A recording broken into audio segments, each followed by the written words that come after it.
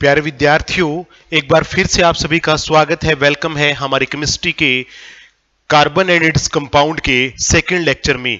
पहले लेक्चर में हमने ये पढ़ा कि कार्बन इतने सारे कंपाउंड क्यों बनाता है, आयनिक बॉन्ड यानी आयनिक आबंध के बारे में पढ़ा। तो उसके बाद अब बाकी के जो बॉन्ड्स हैं, बाकी के जो आबंध हैं जो बनाए जाते हैं प्यारे विद्यार्थियों अलग अलग एलिमेंट्स के द्वारा, उनकी चर्चा हम इस लेक्चर के अंदर करने वाले हैं। तो कार्बन एंड इट्स कंपाउंड्स का लेक्चर नंबर 2 है प्यारे बच्चों। तो हम बॉन्ड की तरफ चले गए थे, तो उधर ही चलते हैं एक बार। Carbon and its compounds, carbon और उसके यौगिक, लेक्चर नंबर 2। तो वहां जहां हमने छोड़ा था वहीं से स्टार्ट करते हैं। आयनिक बॉन्ड आपने प्यारे विद्यार्थियों पढ़ लिया था, तो अब हम आपको बताएंगे कि कोवलेंट बॉन्ड किसे कहते हैं, यानी कि कोवलेंट बॉन्ड यानी कि सहसंयोजी आबंध। सहसंयोजी आबंध, सहसंयोजी, सह मतलब आपस में, संयोजी मतलब जुड़ने वाला। मैं एक एग्जांपल लेता हूं सिंपल सा आपके दैनिक जीवन का, आपकी डेली लाइफ का। मान लीजिए दो लोग रहे थे किसी मकान में और वो दोनों लोग अलग अलग हो गए। अलग अलग होने के लिए उन्होंने क्या किया, बीच में से एक दीवार निकाल दी। अब जो दीवार निकली वो न तो अकेले ने इसने निकाली, न अकेले ने उसने निकाली। तो क्या किया, दोनों ने बराबर पैसे लगा करके वो दीवार निकाली। जितना पैसा लगा बराबर बराबर बांटा, यानी दोनों ने आपसी क्या की, साझेदारी की। ठीक है, ये नहीं कि ये वाला बहुत अमीर था, ये वाला बहुत गरीब था, इसने इसको इलेक्ट्रॉन दे दिया।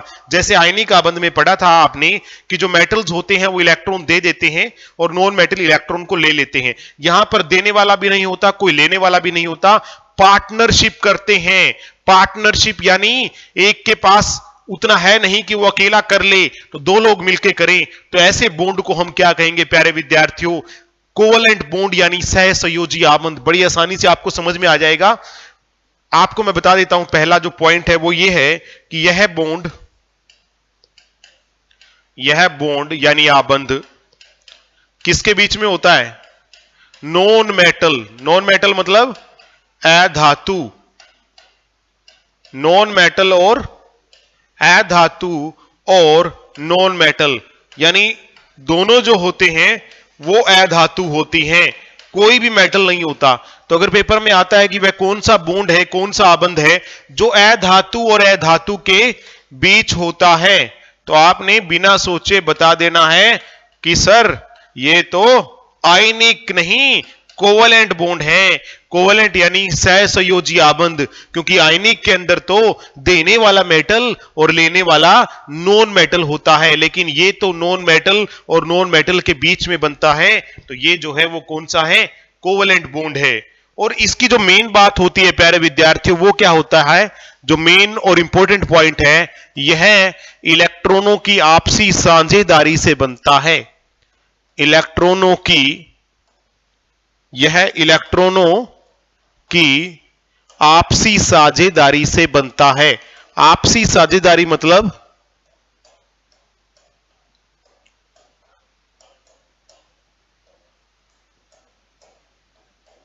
यह इलेक्ट्रॉनों की आपसी साझेदारी से बनता है। It is formed by sharing of electron, यानी शेयर किया जाता है। ठीक है, जैसे आप किसी हिल स्टेशन पे घूमने गए, आपने एक कमरा ले लिया और दो तीन फ्रेंड्स थे, उन्होंने उसको शेयर कर लिया, तो आपको रूम रेंट जो देना पड़ेगा वो एक ही को देना पड़ेगा, लेकिन वो तीनों में खर्चा डिवाइड हो जाएगा। ऐसे ही ये करते हैं। It is formed by sharing of electron, यानी कि आपस में शेयरिंग करेंगे, शेयरिंग ऑफ इलेक्ट्रॉन। तो जैसे मैं आपको समझाता हूं कि ये बनते कैसे हैं, एग्जाम्पल ले लेते हैं तो और क्लियर हो जाएगी सिचुएशन। जैसे मान लीजिए ये भी क्लोरीन है, ये भी क्लोरीन है। क्लोरीन का नंबर कितना होता है, 17 नंबर होता है। तो पहले के अंदर कितने इलेक्ट्रॉन आए, दूसरे में कितने आए, तीसरे में कितने आए, पहले में आए 2, दूसरे में आए 8, 10 हो गए, और तीसरे में आए 7। तो इसके बाहर वाले में 7 हैं, होने कितने चाहिए, बाहर वाले में मैं लिख देता हूं यहां पर 7 हैं, इसके भी बाहर वाले में 7 हैं, होने कितने चाहिए? हर एक एलिमेंट क्या चाहता है, कितने हो? पिछले चैप्टर में हम पढ़ चुके हैं, हर कोई चाहता है कि उसके बाहरी कक्ष के अंदर, बाहरी ऑर्बिट में 8 इलेक्ट्रॉन हो। तो ये क्या करता है, ये वाला क्लोरीन कहता है कि मेरा एक इलेक्ट्रॉन आप रख लीजिए, कोई बात नहीं, आप रख लीजिए, मेरा एक इलेक्ट्रॉन आप रख लीजिए, आपके पास 8 हो गए, और आप वाला एक इलेक्ट्रॉन भी जरूरत पड़ने पर मुझे दे दीजिए, तो मेरे भी 8 हो जाएंगे। देखिए इसके पास कितने हो गए? 8। इसके पास भी कितने हो गए? 8। तो एक एक इलेक्ट्रॉन की इन्होंने क्या कर ली? आपसी साझेदारी कर ली। तो ऐसे आबंध को हम क्या कहते हैं? Covalent bond. बड़ी ही समझदारी से बना हुआ बॉन्ड, दोनों के 8-8 पूरे हो गए, जबकि एक के भी नहीं हो रहे थे। ये इसको दे देता तो इसके 6 रह जाते, इसके 8 हो जाते, तो भी दोनों खुश नहीं होते। क्योंकि बॉन्ड को कभी भी बनता है ना, दोनों खुश होने चाहिए, दोनों सेटिस्फाई होने चाहिए। एक भी अगर सेटिस्फाई नहीं होगा तो बॉन्ड बनेगा ही नहीं। दोस्ती तब होती है जब दोनों आपस में, दोनों के बीच बॉन्डिंग अच्छी हो। यह नहीं कि एक दोस्ती निभाई जा रहा है, दूसरा उसकी परवाह ही नहीं कर रहा, तो दोस्ती नहीं होती है प्यारे विद्यार्थियों। तो यही चीज होती है। एक और एग्जांपल ले लेता हूं इसका मैं, एग्जांपल नंबर 2। एग्जांपल नंबर 2, जैसे कि प्यारे विद्यार्थियों, एक ऑक्सीजन है, दूसरा भी ऑक्सीजन है, दोनों नॉन मेटल हैं, है ना? ये आपको करवा चुके हैं बेसिक्स ऑफ केमिस्ट्री में। इसका नंबर 8, यानी पहले में कितने? 2, दूसरे में कितने? 1 2 3 4 5 6, 2 और 6 कितने हो गए? 8। तो इसके पास भी 6, इसके पास भी 6।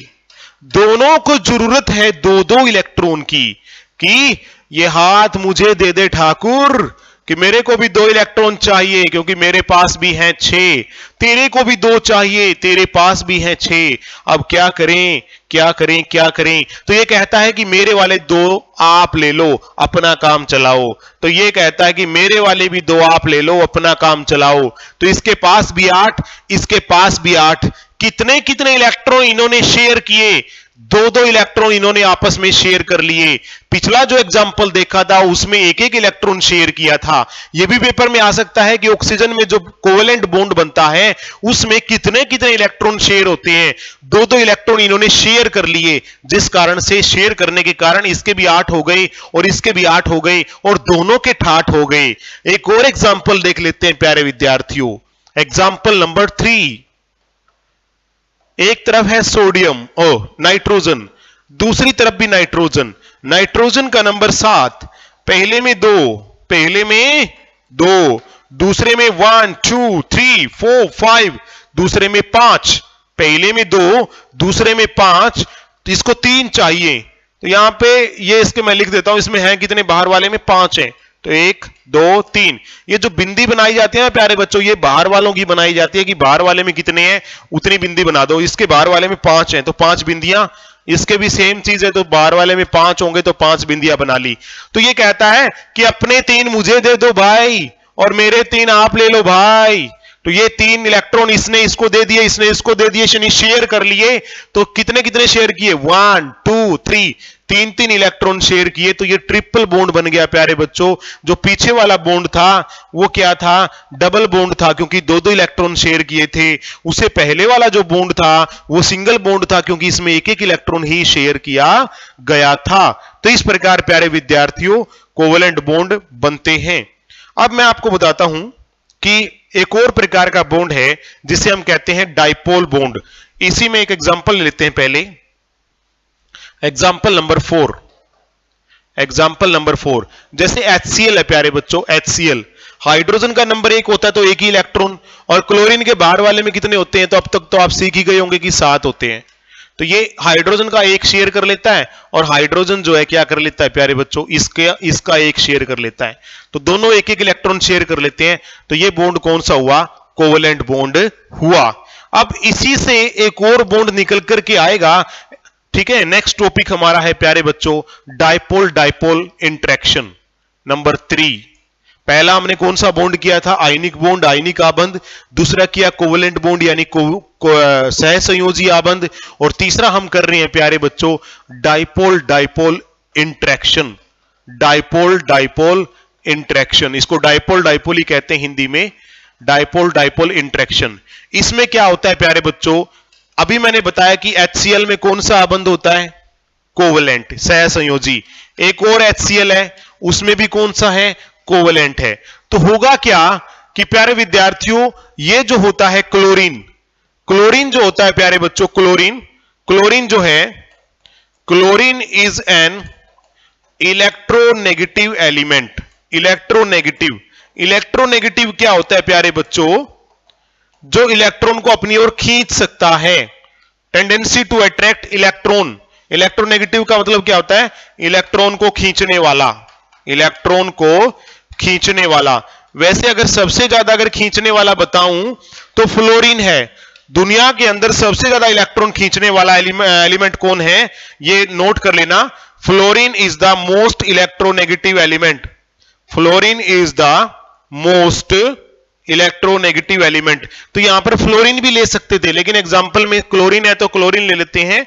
मोस्ट इलेक्ट्रोनेगेटिव यानी सबसे ज्यादा तेजी से कौन इलेक्ट्रॉन को अपनी ओर खींचता है? वो खींचता है फ्लोरीन। क्यों खींचते हैं तो आपको पता ही है, क्योंकि इनको एक एक चाहिए। साथ साथ है इनके बाहरी कक्ष में, अभी हम पढ़ चुके हैं, इतनी बार पढ़ चुके हैं।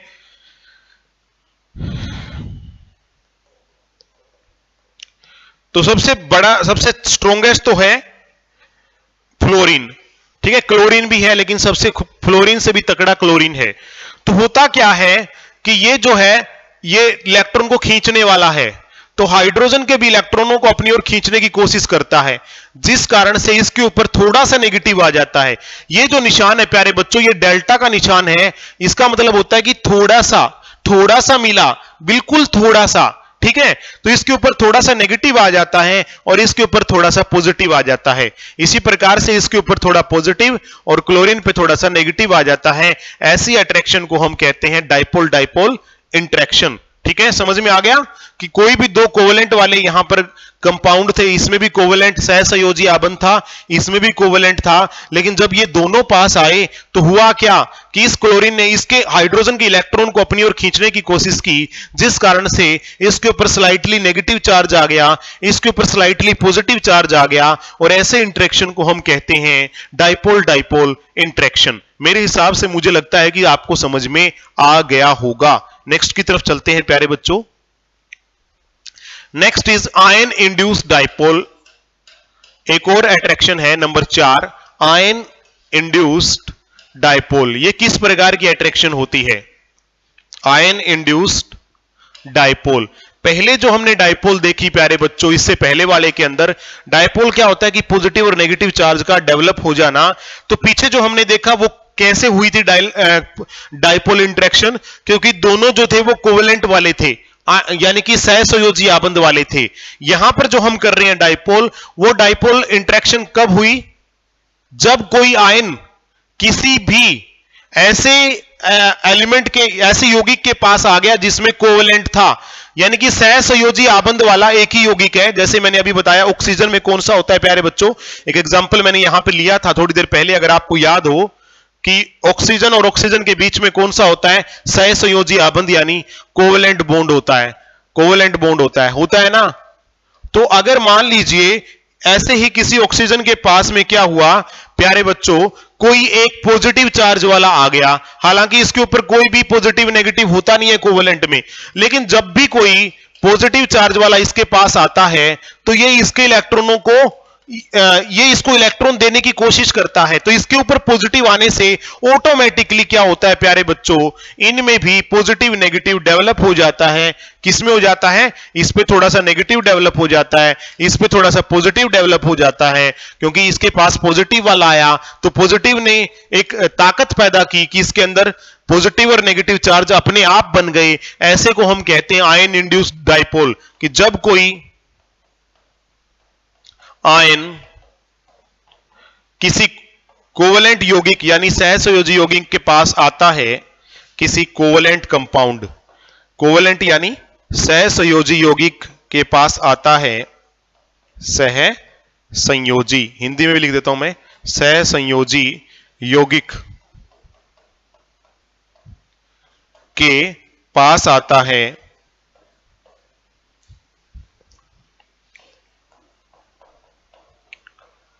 तो उसके ऊपर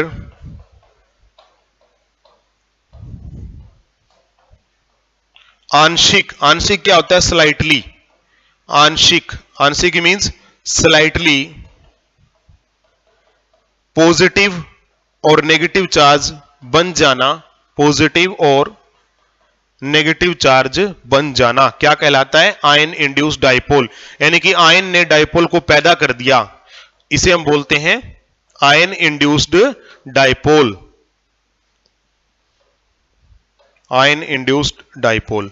तो ये था प्यारे विद्यार्थियों। अब एक और फोर्स हम करने वाले हैं, London forces. Number 5, London forces. London forces क्या है?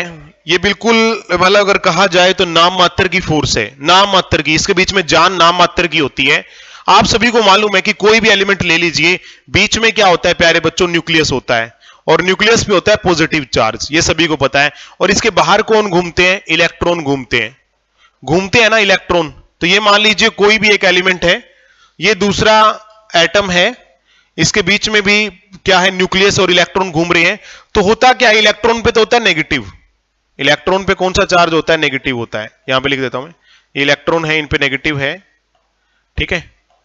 तो होता क्या है कि कोई भी दूसरा एटम इसके पास आया तो ये नेगेटिव चार्ज इसके न्यूक्लियस को, इसके केंद्रक को अपनी ओर खींच लेते हैं थोड़ा सा। ये देखो थोड़ा सा इधर आ गया, आ गया ना। तो इसके ऊपर क्या हुआ प्यारे बच्चों? ये पॉजिटिव वाला क्या हो गया? थोड़ा सा इधर आ गया। किसकी तरफ आ गया? नेगेटिव वाले चार्ज की तरफ थोड़ा अट्रैक्ट हो गया। तो इस प्रकार की अट्रैक्शन को हम क्या कहते हैं प्यारे बच्चों?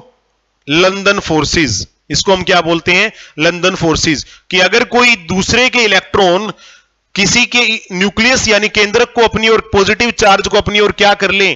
खींच लें। तो ऐसे फोर्स को हम क्या कहते हैं? London forces. और ये फोर्स जो है प्यारे बच्चों, ये नाम मात्र की फोर्स ही होती है। इसके अंदर जो ताकत होती है वो बिल्कुल नाम मात्र की ही होती है, ठीक है। तो ये थे हमारे कुछ एक कंपाउंड और कुछ एक फोर्स ऑफ अट्रैक्शन, बड़े आसानी से आपको समझ में आ गए होंगे। तो अब हम आगे बढ़ते हैं प्यारे विद्यार्थियों नेक्स्ट टॉपिक की ओर। हमारे जो कार्बन कंपाउंड है उसी की बात करते हैं, कार्बन कंपाउंड। तो जैसा मैंने आपको बताया था प्यारे बच्चों कि कार्बन क्या कर सकता है? कार्बन कार्बन के साथ सिंगल बॉन्ड भी बना सकता है, एकल आबंध, द्वि यानी डबल बॉन्ड भी बना सकता है, और त्रि यानी ट्रिपल बॉन्ड भी बना सकता है, ठीक है। पेपर में आ जाता है कई बार कि कार्बन कार्बन के बीच बने सिंगल बॉन्ड को क्या कहते हैं? तो सिंगल बॉन्ड को कहते हैं प्यारे बच्चों एल्केन, याद रखना एल्केन। डबल बॉन्ड वालों को कहते हैं एल्कीन। और अगर कार्बन कार्बन में ट्रिपल बॉन्ड हो तो उसे बोलते हैं एल्काइन, ठीक है। अब यह जरूरी नहीं कि कार्बन केवल एक ही कार्बन से सिंगल बॉन्ड बनाएगा, या एक ही से डबल बनाएगा, या एक ही से ट्रिपल बनाएगा। ये कितने भी कार्बन को अपने साथ जोड़ सकता है। यह भी हम आपको बता चुके हैं कि इसके अंदर कैटिनेशन पावर है, श्रृंखलन क्षमता है, जिस कारण से यह अनेकों कार्बन को अपने साथ जोड़ सकता है। यह खासियत कार्बन में है प्यारे विद्यार्थियों। तो अगर सिंगल बॉन्ड के साथ कितने भी कार्बन जुड़े हों उसे हम एल्केन बोलते हैं, डबल के साथ जुड़े हों ऐसे एल्कीन बोलते हैं, ट्रिपल के साथ जुड़े हों उसे एल्काइन बोलते हैं। जैसे मैं आपको दिखाऊं सभी जो है कार्बन के जो सिंगल बॉन्ड वाले कंपाउंड, तो एक पेज ले लेते हैं प्यारे बच्चों कि देखिए एल्केन क्या होता है? सिंगल बॉन्ड वाले। तो जो कार्बन है उसकी संयोजकता 4 होती है। मैंने आपको पहले बता दिया था कि अपने साथ वह कितने हाइड्रोजन जोड़ सकता है? 4 जोड़ सकता है, क्योंकि चारों हाइड्रोजन में एक ही इलेक्ट्रॉन होता है और चाहिए उसको 2-2, तो वो कार्बन से एक एक इलेक्ट्रॉन साझा कर लेते हैं।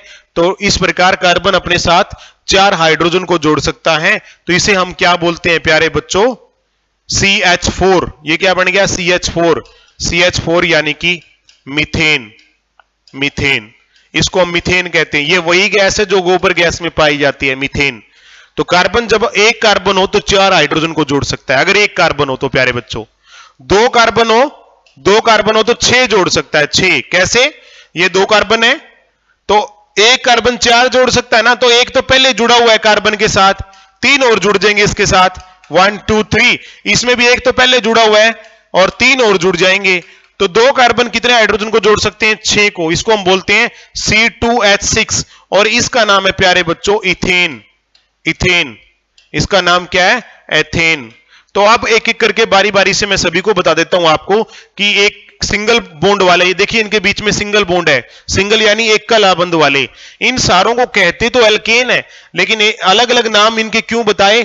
क्योंकि अल्केन तो कॉमन नेम हो गया इनका, चाहे कितने भी कार्बन जुड़े हों सिंगल बॉन्ड से, उसे हम एल्केन कहेंगे।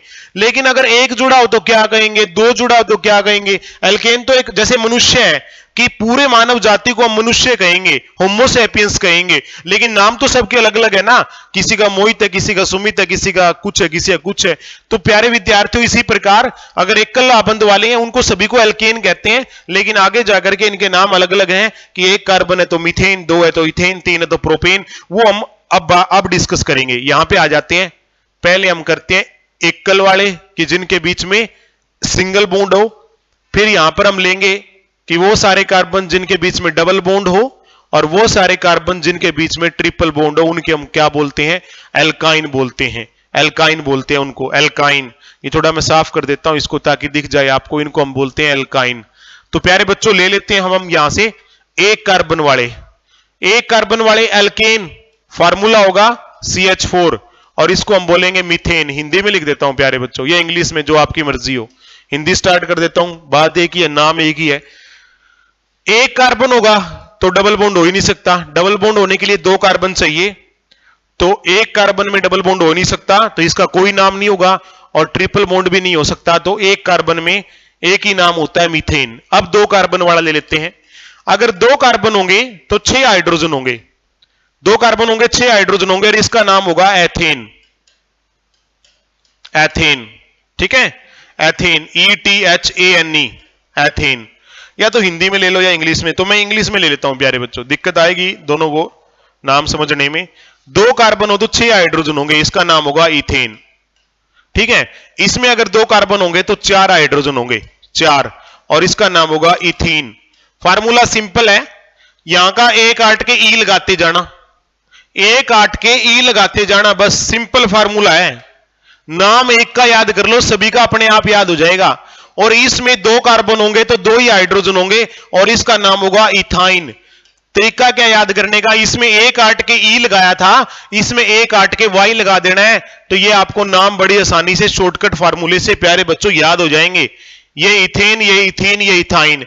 अब आपको कैसे याद रहेगा कि इसमें दो कार्बन है तो 6 हाइड्रोजन आएंगे, इसमें दो कार्बन है तो 4 हाइड्रोजन आएंगे, इसमें दो कार्बन है तो 2 हाइड्रोजन आएंगे? ये कैसे याद रहेगा? तो इसको याद करने का भी तरीका मैं आपको बता देता हूं प्यारे विद्यार्थियों। इनका एक फॉर्मूला है एल्केन का। एल्केन का फॉर्मूला है कि जितने कार्बन होंगे, नंबर ऑफ कार्बन CN, यानी कि N मतलब जितने कार्बन होंगे उसके दुगने से दो ज्यादा हाइड्रोजन होंगे। यानी फार्मूला क्या है? CnH2n+2, यानी दुगुना n गुना 2 करेंगे दुगुना हो जाएगा, और दुगुने से दो ज्यादा हाइड्रोजन होंगे। और एल्कीन का फार्मूला है, एल्कीन का है CnH2n, यानी जितने कार्बन होंगे उसके दुगने हाइड्रोजन होंगे, कार्बन के दुगने हाइड्रोजन। और एल्काइन में जितने कार्बन होंगे उसके दुगने से दो कम होंगे हाइड्रोजन, दुगने से दो कम, CnH2n-2। अब यहां पे देख लो कि मैंने जो किया है वो गलत किया है या सही किया है। दो कार्बन, दो का दुगना कितना होता है? 4, दुगने से दो ज्यादा कितने हो गए? 6। तो अगर दो कार्बन होंगे तो 6 हाइड्रोजन होंगे। एल्कीन यानी डबल बॉन्ड वाले, जितने कार्बन होंगे उसके दुगने हाइड्रोजन, कार्बन 2, दो का दुगना 4, नाम क्या होगा? इथीन। नाम तो बिल्कुल आसान है, एक काट के ये लगाना है, एक याद कर लेना, बाकी अपने आप याद हो जाएंगे। तीसरा, ट्रिपल बॉन्ड वाले। एल्काइन कौन है? ट्रिपल बॉन्ड वाले। जितने कार्बन होंगे उसके दुगने से दो कम होंगे, कार्बन 2 है, दो का दुगना 4, 4 से दो कम, 2 हाइड्रोजन। तो ये तरीका है, ठीक है। तो अब आ जाओ 3 नंबर पे, C3 हो गए तो दुगने से दो ज्यादा, इसमें दुगने से दो ज्यादा होंगे, इसका नाम होगा प्रोपेन। इसमें क्या होंगे? दुगने ही होंगे, C3 होगा तो H6, इसका नाम होगा प्रोपेन। और इसमें क्या होंगे? दुगने से दो कम होंगे, C3 है, 3 का दुगना 6, 6 से दो कम यानी 4 होंगे, और इसका नाम होगा, I लगा देना, प्रोपाइन, ठीक है। इसमें Y लगा दो, इसमें E लगा दो, इसमें A लगा दो। अब 4 नंबर पे आ जाओ, 4 कार्बन होंगे तो 4 दूनी 8 और 2 10, इसका नाम होगा प्यारे बच्चों ब्यूटेन। इसमें 4 दूनी 8 ही होंगे, इसका नाम होगा ब्यूटीन। और इसमें दुगने से दो कम होंगे तो इसका नाम होगा, 4 दूनी 8 में से 2 गए 6, तो इसका नाम होगा प्यारे बच्चों ब्यूटाइन। है ना आसान। आगे आ जाओ 5 नंबर पे। अगर 5 कार्बन हो तो दुगने से 2 ज्यादा, यानी इसका नाम होगा प्यारे बच्चों पेंटेन। और इसमें दुगने C5H10 तो इसका नाम होगा पेंटीन। और इसमें दुगने से 2 कम तो इसका नाम होगा पेंटाइन। पेंटाइन है ना इजी। उसके बाद 6 कार्बन, 7 कार्बन, 8 कार्बन, 9 और 10 सारे करा देते हैं आपको। 6 होंगे C6H, दुगने से 2 ज्यादा यानी 14, इसको बोलेंगे हेक्सेन। C7 होंगे दुगने से 2 ज्यादा यानी 16, इसे बोलेंगे हेप्टेन। हेप्टेन। C8 दुगने से 2 ज्यादा यानी 18, इसे बोलेंगे ऑक्टेन। ऑक्टोपस सुना है ना, ऑक्टोपस में 8 पैर होते हैं तो 8 वाले को ऑक्टेन बोलते हैं। नीचे C9 दुगना 20 तो इसे बोलेंगे नोनेन। ठीक है। और C10 दुगना 22 इसे बोलेंगे डेकेन। तो इस प्रकार से बड़ा आसान है प्यारे बच्चों डेकेन तक। यहां भी ले लो, C6 होगा तो H12 होंगे, C7 होगा तो H14 होंगे क्योंकि दुगने होते हैं, C8 H16, C9 H18, C10 H20। तो ये आसान है बिल्कुल ही। नाम एक ही जगह ई लगाते रहो, हेक्सीन, हेप्टीन, ऑक्टीन, नोनीन, डेकीन। 10 तक याद कर लो एक बार, बहुत है 10 तक। इसी प्रकार इसमें दुगने हैं 2 कम, C6 है तो H कितने हो गए, 6 दूनी 12 में से 2 गए 10। C7 है तो H12, C8 है तो H कितने हो गए 14, C9 है तो H कितने हो गए 16 और C10 है तो H कितने हो गए 18। नाम इसके हेक्साइन, इसका हेप्टाइन, इसका ऑक्टाइन, इसका नोनाइन और इसका डेकाइन। तो ये है प्यारे बच्चों इनके नाम। कार्बन के IUPAC नेम है ये। IUPAC का मतलब क्या होता है प्यारे बच्चों, मैं बता देता हूं कि ये जो नाम मैंने आपको बताई इंटरनेशनल नेम है। ये नेम जो है ये कैसे हैं, IUPAC नेम है इनके। कार्बन के जितने भी कंपाउंड बनते हैं सिंगल, डबल और ट्रिपल वाले, ये इनके IUPAC नेम है। IUPAC का पूरा नाम बहुत बार आया है पेपर के अंदर। आई का मतलब होता है इंटरनेशनल, कि जो पूरे वर्ल्ड के अंदर जो नाम बताए गए हैं ना साइंस में कार्बन कंपाउंड के, वो है ये इंटरनेशनल। यू का मतलब union, international union. For, P का मतलब होता है प्योर, ठीक है, प्योर। एंड ए का मतलब होता है applied, applied, international union for pure and applied. और सी का मतलब होता है केमिस्ट्री। तो ये जो नाम मैंने आपको बताए प्यारे बच्चों, ये इसके IUPAC नेम है, यानी कि इंटरनेशनल यूनियन ने जो इनके नाम डिसाइड करे हैं किसके लिए, international union for pure and applied chemistry. तो ये वो नाम है जिसे हम बोलते हैं IUPAC नेम। पॉइंट क्लियर हो गया। अब कुछ एक चीजें मैं और बताऊंगा आपको, फिलहाल मुझे लगता है कि ये चीज आपको समझ में आ गई होगी प्यारे बच्चों। अगला जो टॉपिक मैं बताने वाला हूं कि इन्हीं नाम में, जैसे अगर किसी का नाम सुनील है तो सुनील के पीछे क्या लग जाए, मलिक लग जाए, या फिर भाटिया लग जाए, या फिर कोई देश पांडे लग जाए, या फिर मान लीजिए कोई पटेल लग जाए, तो वो होता है सरनेम। इसी प्रकार से जो कार्बन कंपाउंड हैं उनके पीछे भी कुछ नाम जुड़ जाते हैं, जो मैंने नाम बताए methane, ethane, propane, butane, pentane, hexane, heptane, octane, नोनेन, decane. तो इनके पीछे भी कुछ नाम जुड़ जाते हैं, उन्हें बोलते हैं functional group. Functional group, functional group. अब ये और सीख लेते हैं, उसके बाद का जो लेक्चर है वो कल करेंगे, यानी कल वाले लेक्चर के अंदर करेंगे प्यारे विद्यार्थियों। पहले आप आज ये जान लीजिए कि फंक्शनल ग्रुप क्या होते हैं। those group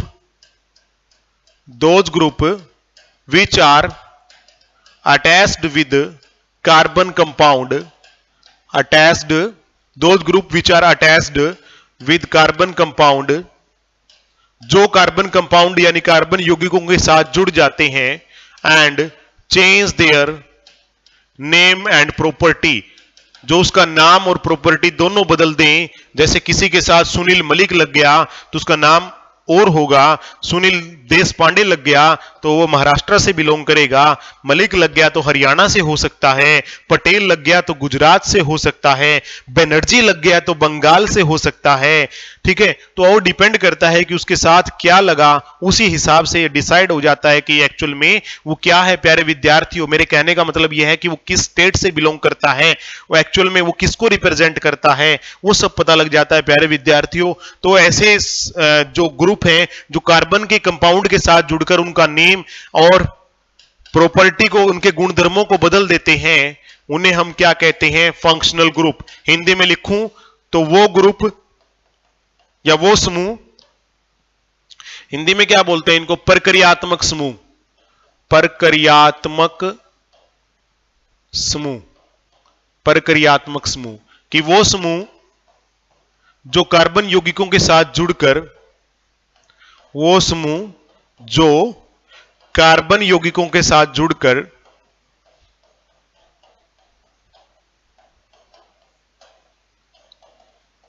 कार्बन यौगिकों के साथ जुड़कर उसका नाम और गुणधर्म दोनों बदल देते हैं। नाम व गुणधर्म दोनों बदल देते हैं। उसका नाम और गुणधर्म दोनों बदल देते हैं, उन्हें हम क्या बोलते हैं प्यारे बच्चों? उन्हें हम बोलते हैं फंक्शनल ग्रुप, यानी कि प्रक्रियात्मक समूह। तो कौन कौन से फंक्शनल ग्रुप इंपॉर्टेंट है एग्जामिनेशन पॉइंट ऑफ व्यू से, उनको हम डिस्कस करेंगे। तो प्यारे विद्यार्थियों, कुछ एक फंक्शनल ग्रुप है, प्रक्रियात्मक समूह है, उनका हम जिक्र करते हैं और नाम किस प्रकार बदल देते हैं वो पीछे लग करके, उनको आज हम डिस्कस कर लेते हैं। प्रक्रियात्मक समूह, प्रक्रियात्मक समूह नंबर 1 हम ले लेते हैं प्यारे बच्चों, अल्कोहल। अल्कोहल, अल्कोहल को लिखा जाता है OH से, OH, OH। तो ये नाम कैसे बदल देते हैं मैं आपको बताऊंगा, पहले आप देख लीजिए। दूसरे नंबर पर है एल्डिहाइड। इसका निशानी है कि CHO अगर लगा हुआ हो तो वह पहचान है कि इसके साथ एल्डिहाइड जुड़ा हुआ है।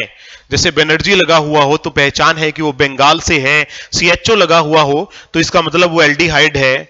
और प्यारे बच्चों, COOH जुड़ा हुआ हो तो इसका मतलब वो कार्बोक्सिलिक एसिड है, यानी कार्बोक्सिलिक अम्ल है।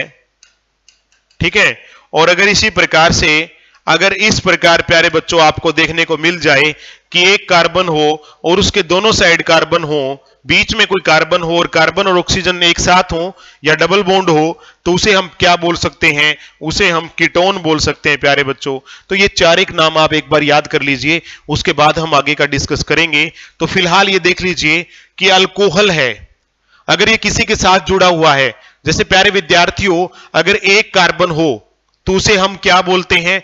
अभी बताया, मीथेन बोलते हैं। एक कार्बन के साथ 4 हाइड्रोजन हो तो उसे मीथेन बोलते हैं। किसी एक हाइड्रोजन को हटाकर अगर ये जुड़ जाए, जैसे यहां पर 3 हाइड्रोजन रह गए, चौथे हाइड्रोजन की जगह पर ये जुड़ गया, कौन जुड़ गया? OH जुड़ गया, अल्कोहल जुड़ गया। तो हमें इसका नाम कैसे बदलना है? तो आपने क्या करना है, अगर ये जुड़ा हुआ है तो लास्ट का ई हटाकर, लास्ट का ई हटाकर इसकी जगह ओल कर देना है, बस ओल। लास्ट का ई हटाकर ओल कर देना है, तो इसका नाम क्या हो गया प्यारे बच्चों? मीथेन था ना पहले, तो मीथेन में ई हटा के ओल लगा दिया तो इसका नाम हो गया मीथेनॉल। क्या हो गया?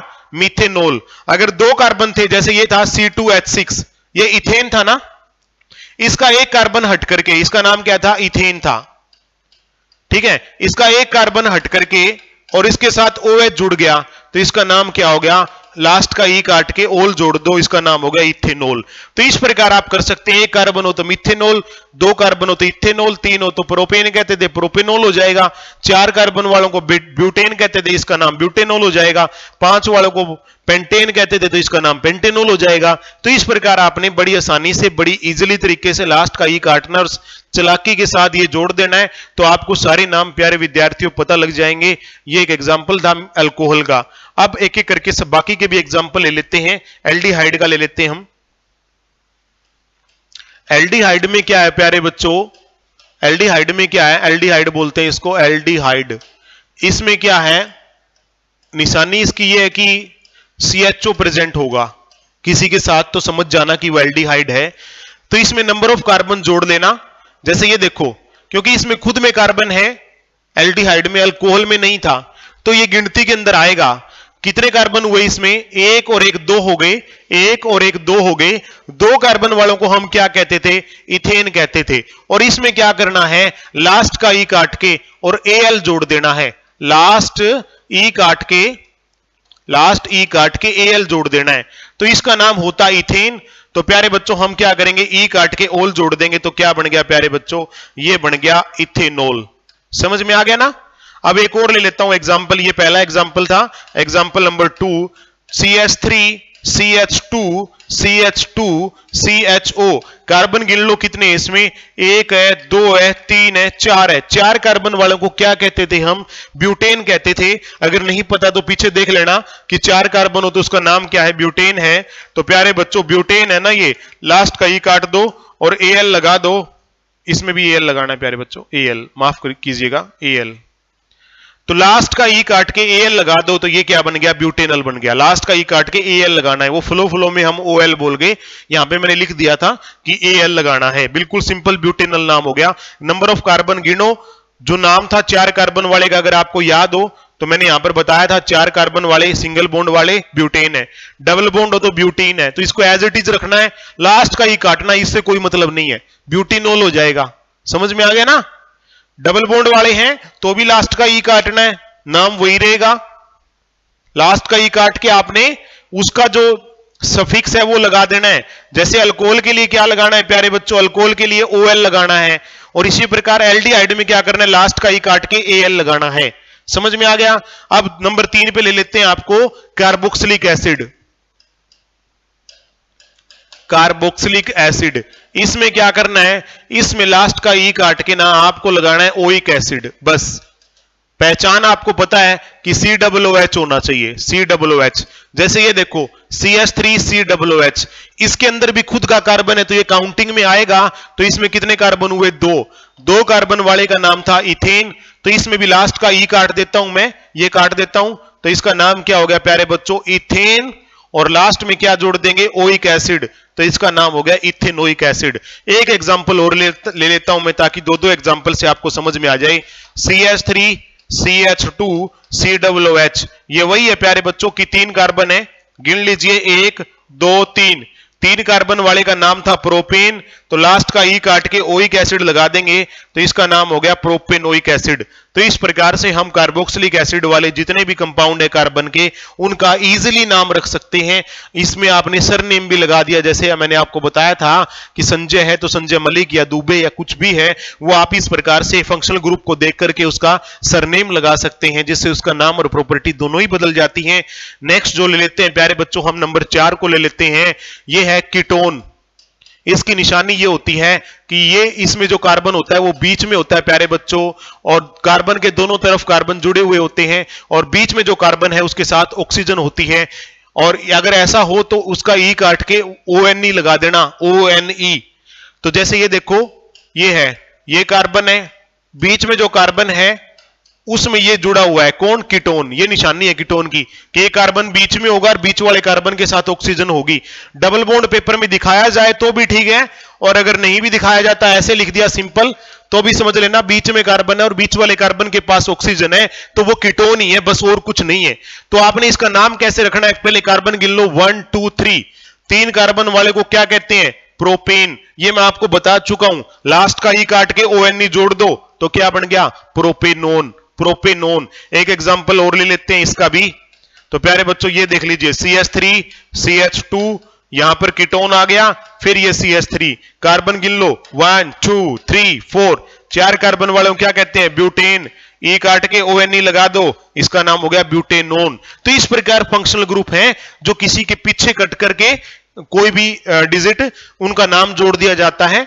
ठीक है। एक होते हैं प्यारे बच्चों सब्स्टिट्यूएंट ग्रुप। लगे हाथ ये भी बता देते हैं सब्स्टिट्यूएंट ग्रुप क्या होते हैं। सब्स्टिट्यूएंट ग्रुप, तो प्यारे बच्चों ये आगे लगते हैं, ये क्या है? प्रीफिक्स यूज होते हैं, एज ए प्रीफिक्स यूज होते हैं। प्रीफिक्स समझते हो ना, जो आगे लगे, जैसे फ्लोरीन है, क्लोरीन है, ब्रोमीन है, आयोडीन है, ठीक है, इनको हम कहते हैं परफिक्स। जैसे मान लो ये फ्लोरीन किसी के साथ लगा हुआ है, ये देखो कार्बन एक है, एक कार्बन वालों को मीथेन कहते हैं, साथ में फ्लोरीन है, तो ये परफिक्स है, यानी मीथेन के आगे लगेंगे। क्या नाम होगा इनका? फ्लोरीन को बोलेंगे फ्लोरो। फ्लोरीन अगर किसी के कार्बन के साथ लगा हुआ है तो उसे फ्लोरो कहते हैं, क्लोरीन को क्लोरो कहते हैं, ब्रोमीन को ब्रोमो कहते हैं, और आयोडीन को आइडो कहते हैं। तो ये फ्लोरीन जुड़ा हुआ है ना, तो इसका नाम होगा फ्लोरो। और कार्बन कितने? एक है, तो एक कार्बन वालों को मीथेन कहते हैं, तो इसका नाम हो गया फ्लोरोमीथेन। तो ये हो गया एक एग्जांपल। एक एग्जांपल ये इनमें से किसी का ले लेते हैं। जैसे ब्रोमीन किसी के साथ जुड़ा हुआ है, कार्बन गिन लेना प्यारे बच्चों, इसमें है 3 कार्बन, देखो यहां पर 1 2 3, आगे ब्रोमीन है, ब्रोमीन को आगे लगाएंगे तो इसका नाम होगा ब्रोमो। 3 कार्बन का नाम क्या होता है? प्रोपेन, तो इसका नाम हो जाएगा ब्रोमोप्रोपेन। बाकी सभी पे भी यही नियम लागू होगा। आयोडीन है तो आइडो लिखेंगे, बाद में जितने भी कार्बन हो उन सबको गिन करके आप लिख देना कि ये है। जैसे आयोडीन है 4 कार्बन है तो आइडो ब्यूटेन, 5 है तो आइडो पेंटेन, 6 है तो आइडो हेक्सेन। तो इस प्रकार ये कुछ एक सब्स्टिट्यूएंट ग्रुप है जो आगे लगते हैं प्यारे विद्यार्थी, और फंक्शनल ग्रुप जो है वो पीछे लगते हैं। तो मेरे हिसाब से मुझे लगता है कि जो बेसिक है उसमें आपको इतना जानना पर्याप्त है। Next class carbon and compound की 3rd और फाइनल क्लास होगी, उसमें हम इस लेक्चर को प्यारे विद्यार्थियों खत्म कर देंगे। आज के लिए इतना ही। Thank you very much. जय हिंद।